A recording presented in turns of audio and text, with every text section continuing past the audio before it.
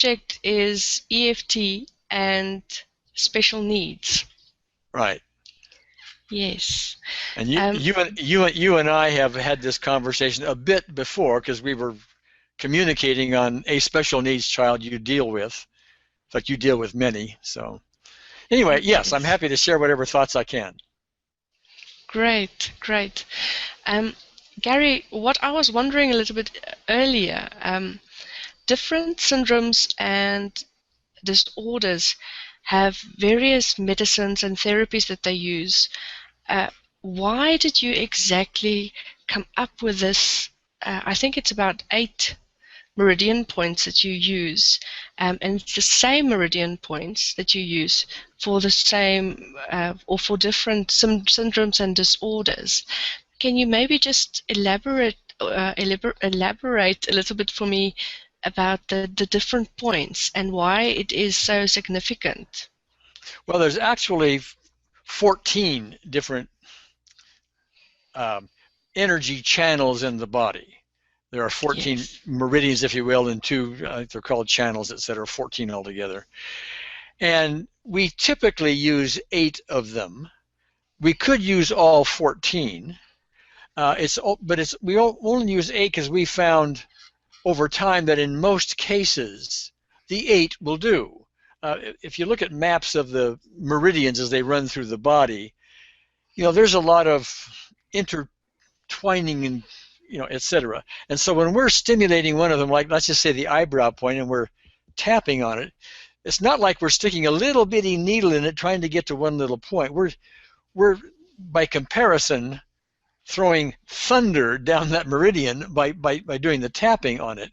And so it goes down throughout the body, and it influences other meridians that it comes in contact with. So we found, in most cases, doing 7 or 8 of them, something like that, does the job for us. That it basically addresses all of them.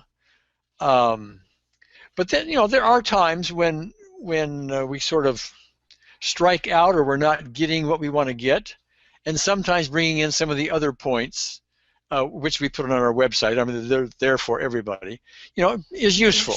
But the 8 points that are typically there, those do the job 80-90% of the time. The rest of the time, bring in other points if they seem necessary. Oh, okay. And over the past few decades, you probably worked with many children and people with special needs. Were there a case study or a disorder that actually stood out for you regarding EFT, and did it repeat itself? For instance, if you had someone with autism or cerebral palsy and you used a method, if I can put it like, or a manner to work with them, and then repeat it in another one, was there any syndromes or disorders that you can point out to say, yeah, this was actually a winning recipe that you used? Well, you made the assumption that I've done a lot with special needs children, and the reality is I have not done a lot with them. I have counseled with many people who have Down syndrome, cerebral palsy, autism, etc. in their families, and we've gotten great results. Sometimes it's been doing it surrogately. Sometimes I've worked with them one-on-one, but it's not like I have hundreds of cases, that I can draw from personally. Okay. One of the things that I've found, though, that it's unique to EFT is we use EFT. It's the same process for everyone, for everything.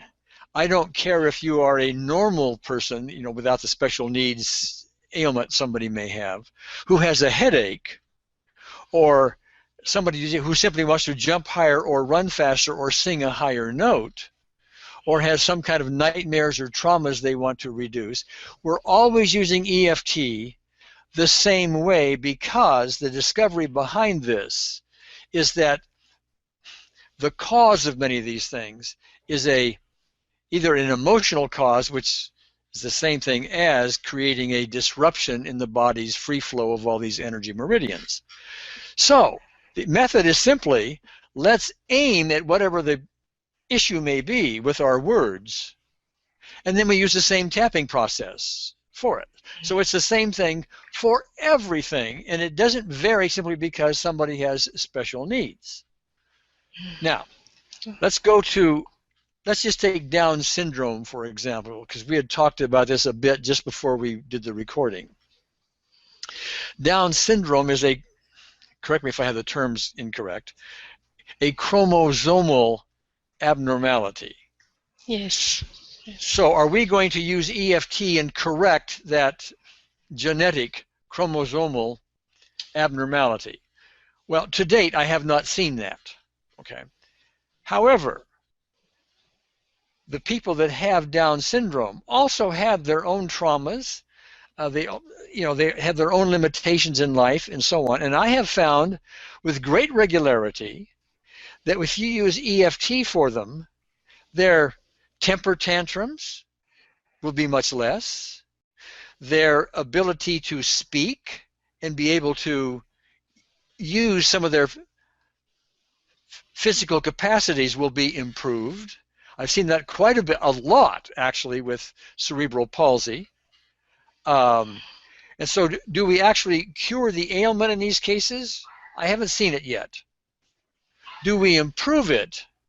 Often. I've seen a lot of improvements there, and I can go over these if you have specific questions, but I'll put the ball back in your lap. Okay.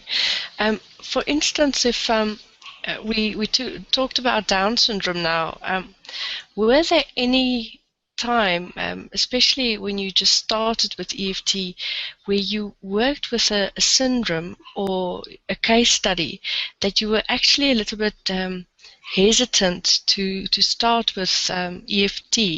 The reason why I'm asking you this is, for instance, when I just started 2 years ago with EFT, there were a lot of people actually telling me you're not supposed to tap on seizures or epilepsy because you might actually trigger it.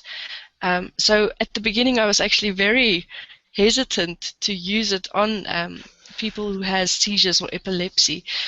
Were there any cases like that that you came across that you were first hesitant to do, but then you thankfully started to do it, and what was the results that you actually got? I've never actually had a problem of any kind like that materialize.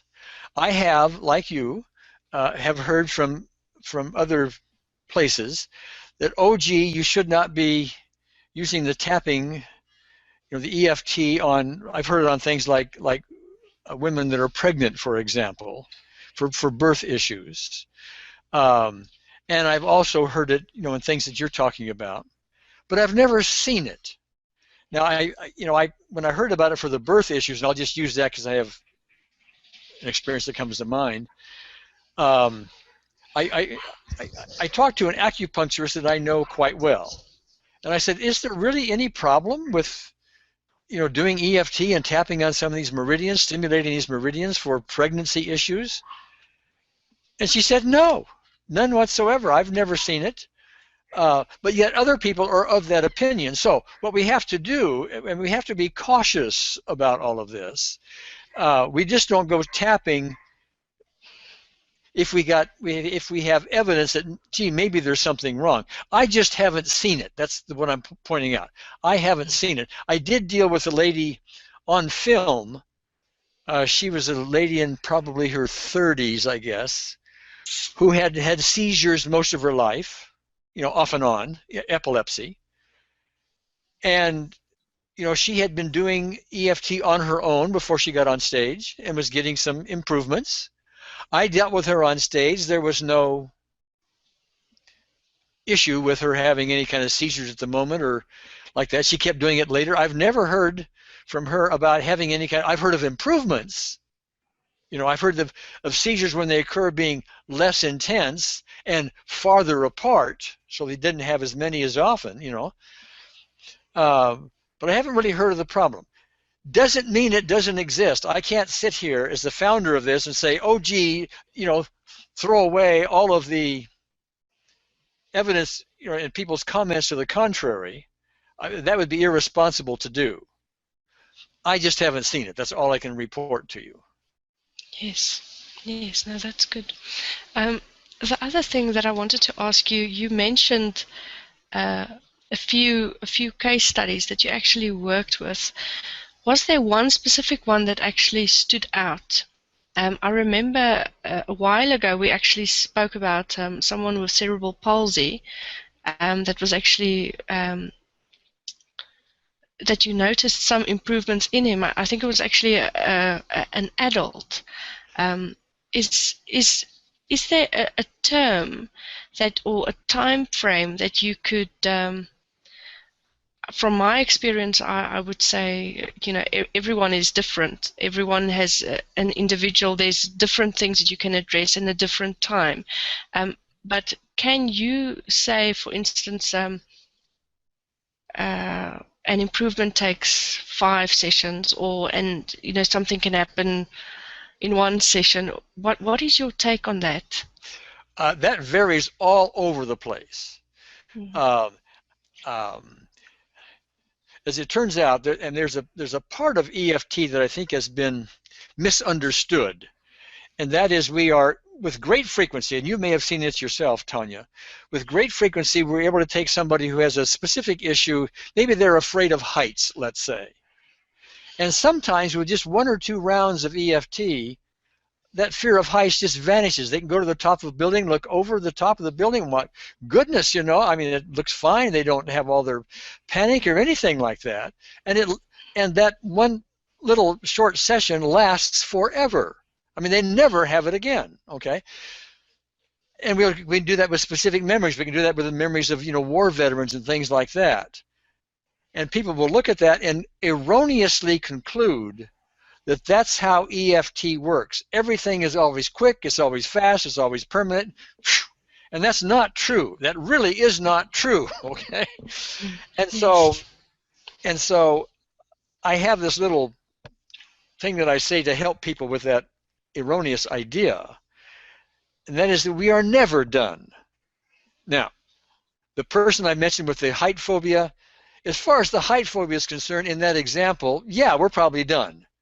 But that's not the only issues they have in their life, okay? Yes. And everybody has loads of issues. We collect them as the years go by, okay? And so we have fears of this and guilt about that and trauma about something else, and we want to improve something in our performance on something, and we have some physical ailments and some diseases, and it just goes on and on and on and on. So the real answer to your question is there is no way to say it only takes 1 session for something. It depends on the person, and it depends on the skill of the EFT practitioner and how deep they want to go. How good are their detective skills about getting to things? Now, this one adult that has cerebral palsy that you and I talked about, young man in his 20s when I first met him. When I first met him, I met him in person because he was part of a whole group gathering that we had. He came with his mother and so on. And it was kind of hard to hear him talk. I mean, you could hear him, but it was difficult for him to say his words. So he had to listen very carefully, okay? And one side of his body just did not work well. I forgot now whether it was the right side or the left side, but one side of his body just did not work well. He had a limp as a result. And I remember very, very clearly, and we had this on film, of him trying to pick up a coin off of a tabletop with, his hand that didn't work well. And he would try to pick it up, and he just couldn't pick it up. He could not pick this coin up. He just could not. He would try to be very frustrated to do that, but he couldn't do it. Now, I worked with him on Skype, or on the telephone, actually. We didn't even have Skype then. I worked with him on the telephone, and his mother was there to help me understand what he was saying in some cases, okay?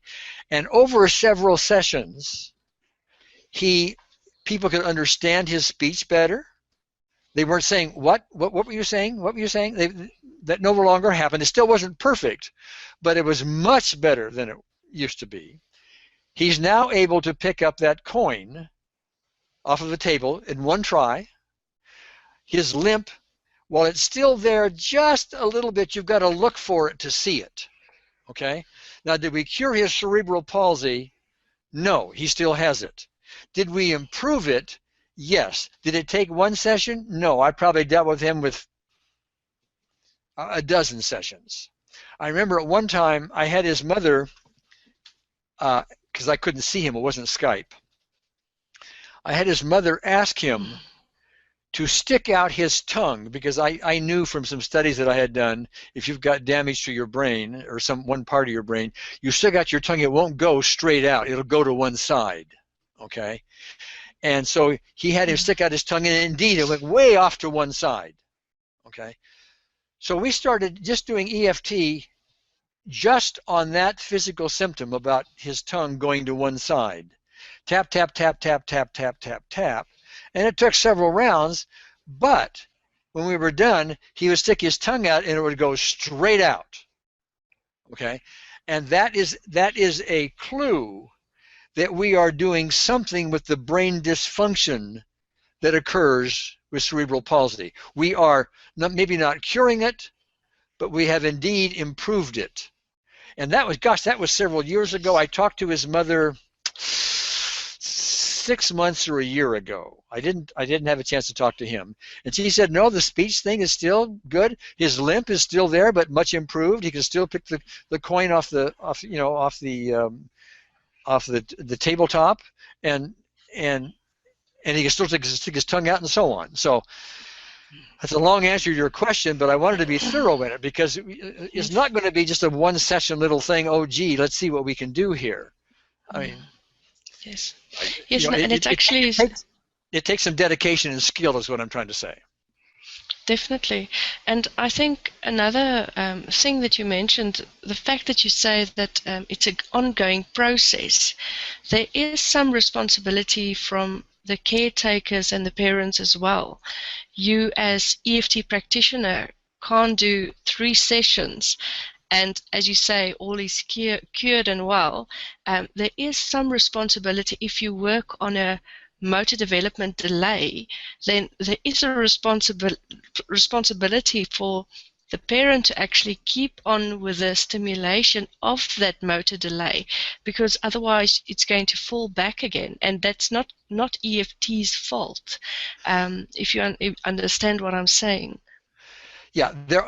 In the example I just gave you, I don't know how much continuing EFT was done. I don't know. So I can't really say whether or not the work that we did ended up being, that improvement became permanent with no more tapping. I don't know that. I have seen improvements that people do that how do you say it, that do maintain their improvement over time with no more tapping. Okay. Yes. So you take it on a case-by-case basis. Sometimes yes, sometimes no.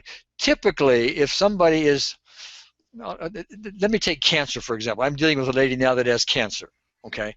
And we're doing a lot of this, and all of her cancer pains and symptoms, as a result of, we've done 6 sessions now, are fading.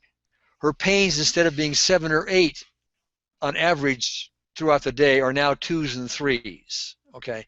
So that's evidence that the tumors and stuff are shrinking, okay?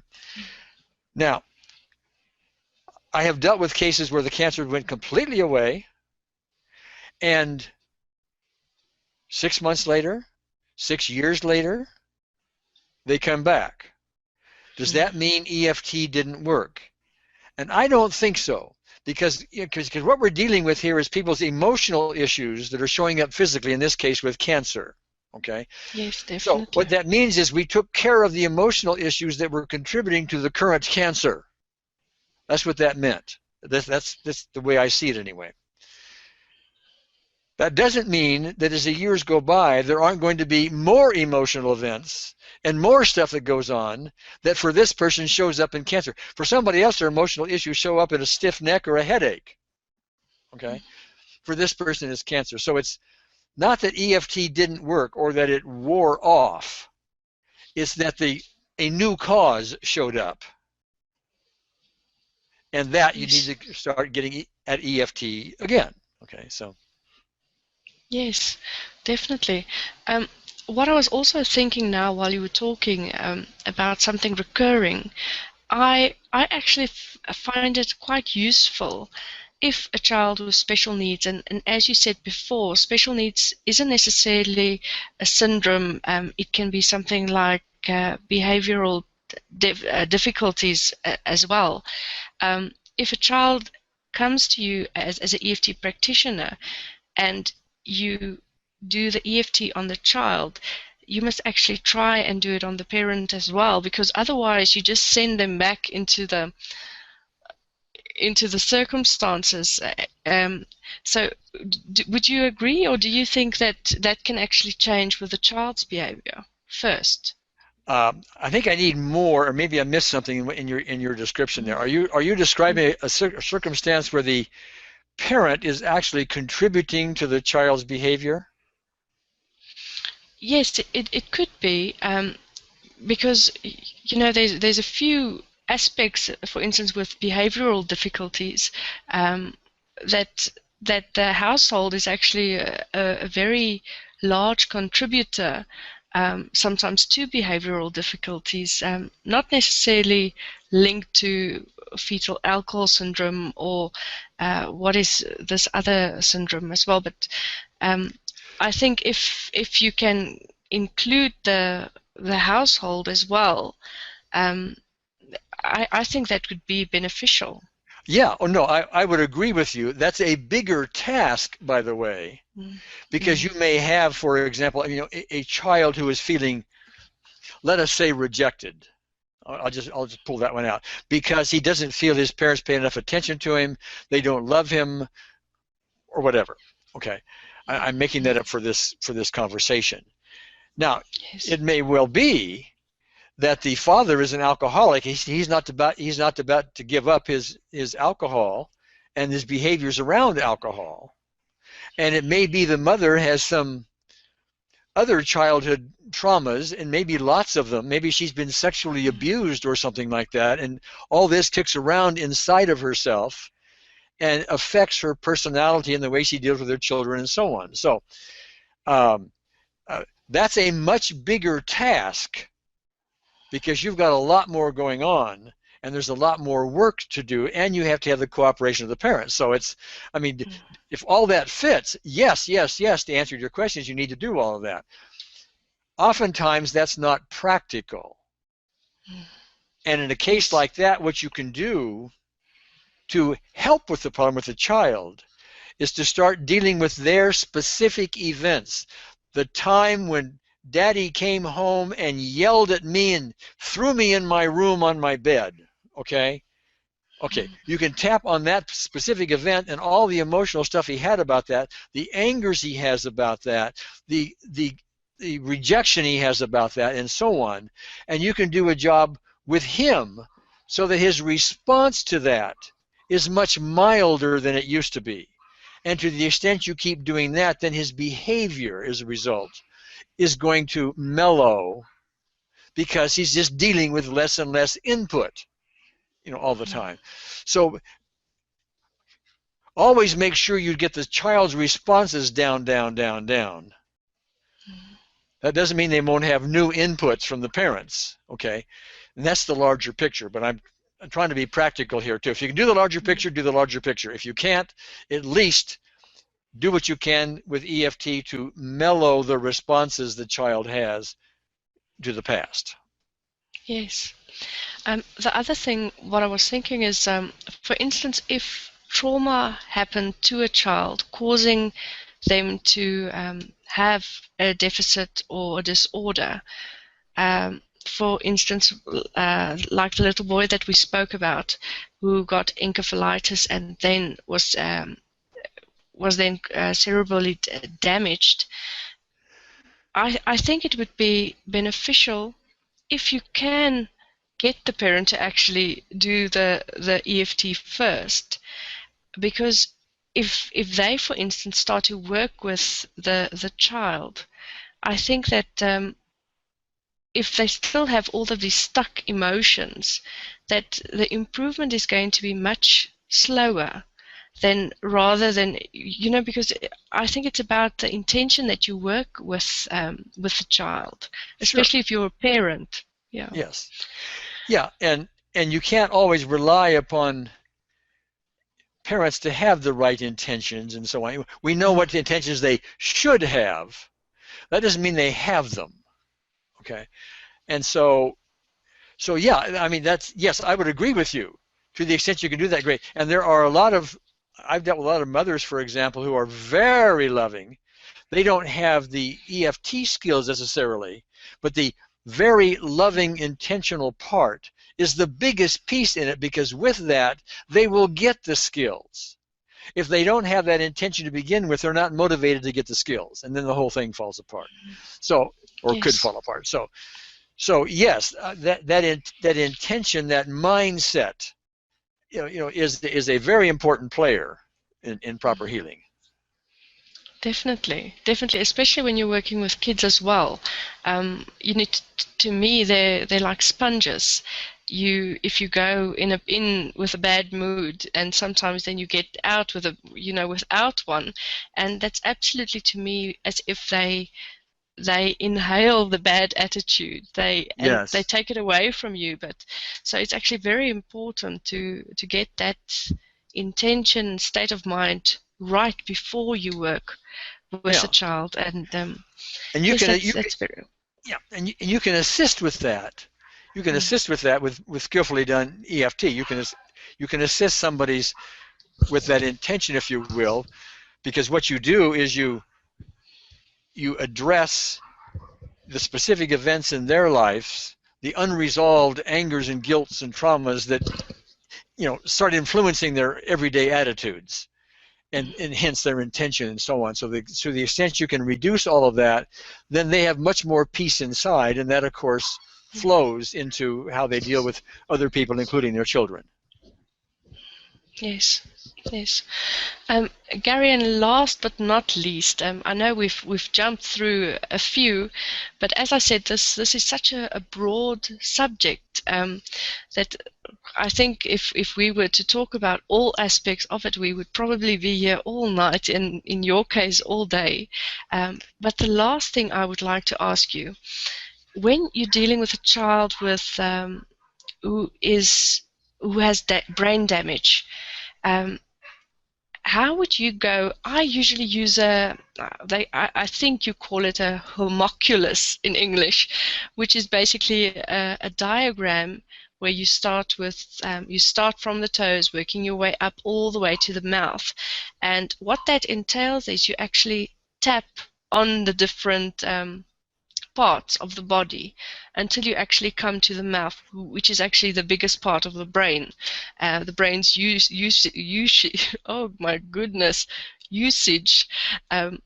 If you were to work with someone who is brain damaged, where would you actually start? How would you put your detective skills, as you put it, to good use, and how would you actually find out where to start with someone with brain damage? First of all, it's going to depend on whether or not that brain-damaged person is able to communicate with me or not. If they can communicate with me, that's one level of it, because then I'm talking with them. Otherwise, we would do it surrogately. I'd have to teach someone else how to do it, or I would do it for them. I would tap on myself as though I were the other person. Okay. And when you can't communicate, then you start to have to guess, using just your own intuition and reasoning as to what the issues might be and so on. But I'm going to assume here that I'm able to communicate with the person. Would that yes. Is that going to answer? Okay. That would be good. Thank you. Okay. That would be good. Okay. So well, here, let me give you an example. I'm going to take somebody who's had traumatic brain injury. Would that work okay? That would work perfect. Okay. Thank you. This is an adult. She was in a car accident. She's even in a coma for a while. Very serious brain injuries, but she can walk and talk and communicate. Okay.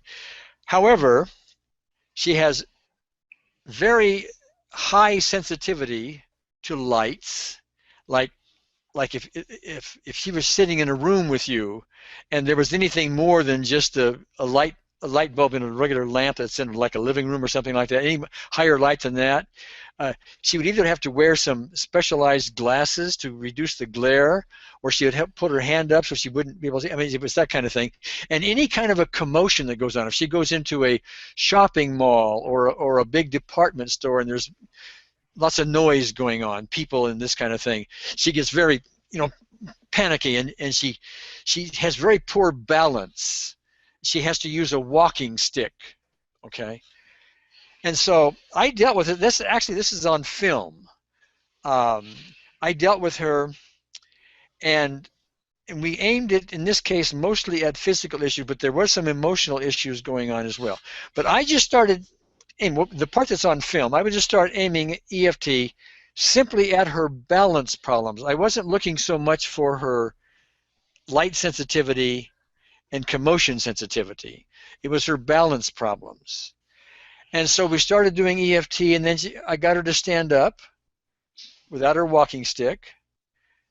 I got her to stand on, tap, tap, tap, tap, then she could stand on one foot. Impossible before. Impossible.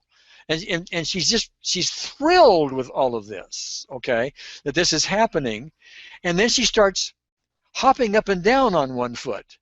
And she can do that fine. Then we took her outside out of the hotel room where we were filming all this, into the courtyard in the middle of the hotel. It was an outside place, and she starts running around. No walking stick, no nothing. Okay, she has never used her. That's been, I don't know, 5 or 6 years ago. She has not used her walking stick since, and she gets somewhat a little bit bothered by commotion when she goes to like Home Depot. That's a big department store here.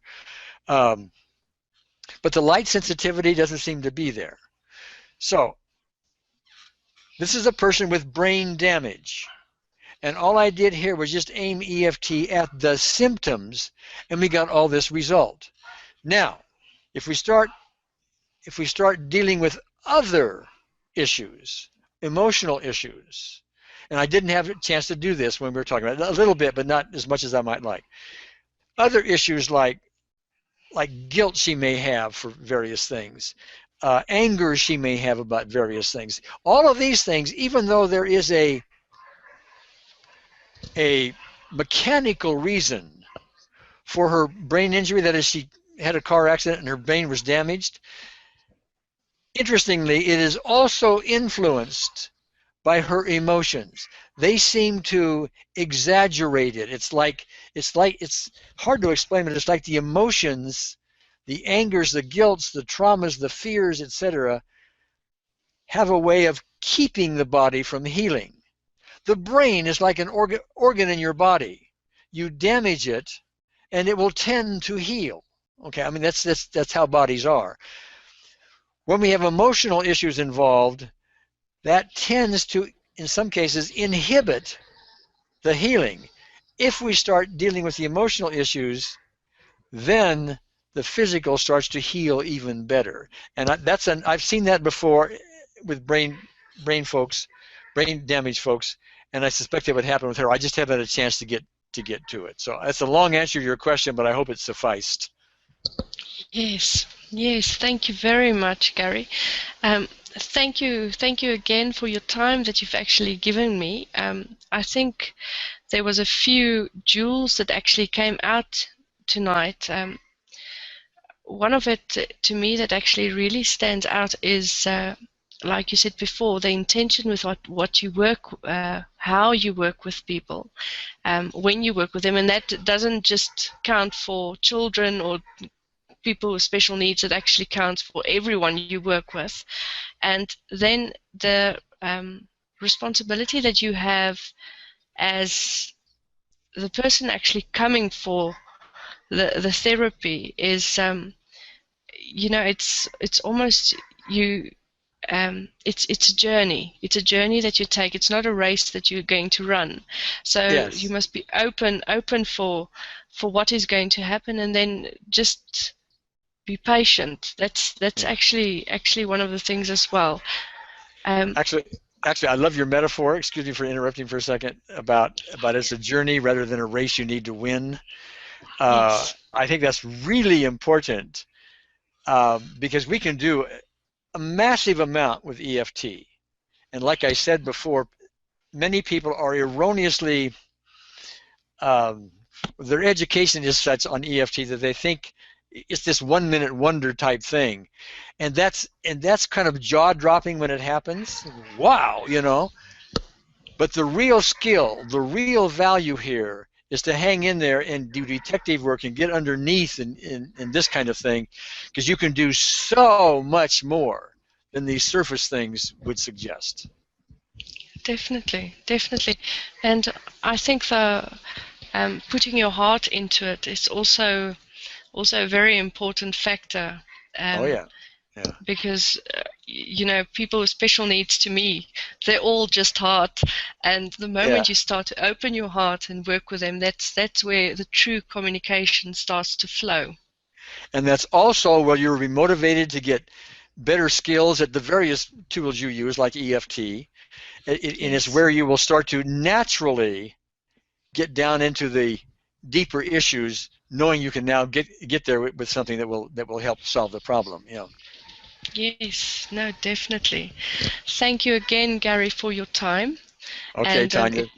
it was really a pleasure to talk to you, and we'll probably do this soon again. My Thank you. pleasure. Take care. Thank you so much. Okay. So, Bye. bye bye.